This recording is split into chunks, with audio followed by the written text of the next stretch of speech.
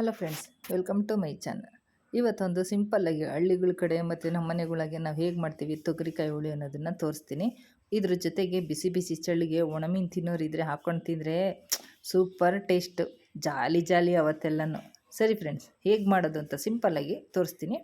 ಈಗೊಂದು ನಾನಿಲ್ಲಿ ಬಾಣಲೆಯಲ್ಲಿ ಸ್ವಲ್ಪ ಎಣ್ಣೆ ಹಾಕಿ ಒಂದು ಈರುಳ್ಳಿ, 2 ಗೆಡ್ಡೆ ಬೆಳ್ಳುಳ್ಳಿ, 2 ಸ್ಪೂನ್ ಮೆಣಸು ಹಾಕಿ ಚೆನ್ನಾಗಿ ಹುರಿದು, ಆಮೇಲೆ ನಾನಿಲ್ಲಿ 3 ಟೊಮೊಟೊ ತಗೊಂಡಿದ್ದೀನಿ. ಟೊಮೊಟೊ ಸಣ್ಣ ಮೆತ್ತಗಾಗೋವರೆಗೂ ಫ್ರೈ ಮಾಡಿ ಎಣ್ಣೆಯಲ್ಲಿ 2 ಸ್ಪೂನ್ ಸಾಂಬಾರು ಪುಡಿ ಮತ್ತು ಅರ್ಧ ನಿಂಬೆಹಣ್ಣು ಗಾತ್ರದ ಹುಣಸೆಹಣ್ಣು ಹಾಕಿದ್ರೆ ಇದು ಟೇಸ್ಟ್ ಜಾಸ್ತಿ.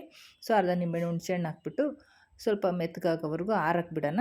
ಮತ್ತು ಕುಕ್ಕರ್ಗೆ ಎಣ್ಣೆ ಹಾಕಿ ಸಾಸಿವೆ, ಕರಿಬೇವು, ಈರುಳ್ಳಿ ಹಾಕಿ ಈರುಳ್ಳಿ ಸ್ವಲ್ಪ ಕೆಂಪಗಾಗೋವರೆಗೂ ಹುರಿಬೇಕು.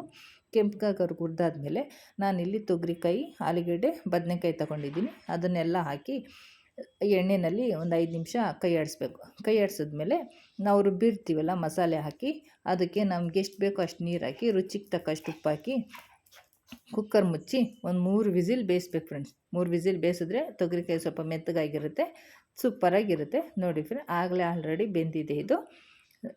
ನೋಡಿದ್ರಾ, ಬಿಸಿ ಬಿಸಿ ಹೊಗೆ ಹಾಗೆ ಬರ್ತಾಯಿದೆ. ಓಕೆ ಫ್ರೆಂಡ್ಸ್, ಇದನ್ನು ಮುದ್ದೆಟ್ಟಿಗೆ ಅನ್ನ ಜೊತೆಗೆ ತಿಂದರೆ ಈ ಚಳಿಲಿ ಸ್ವರ್ಗಕ್ಕೆ ಮುರೇ ಗೇಣು. ಓಕೆ ಫ್ರೆಂಡ್ಸ್, ಈ ವಿಡಿಯೋ ಇಷ್ಟ ಆದರೆ ಲೈಕ್ ಮಾಡಿ, ಹೊಸಬ್ರು ನೋಡ್ತಾ ಇದ್ದರೆ ಪ್ಲೀಸ್ ನನ್ನ ಚಾನಲ್ನ ಸಬ್ಸ್ಕ್ರೈಬ್ ಮಾಡಿ. Thanks for watching. ಈಗ ಬ್ಯಾಟಿಂಗ್ ಶುರು.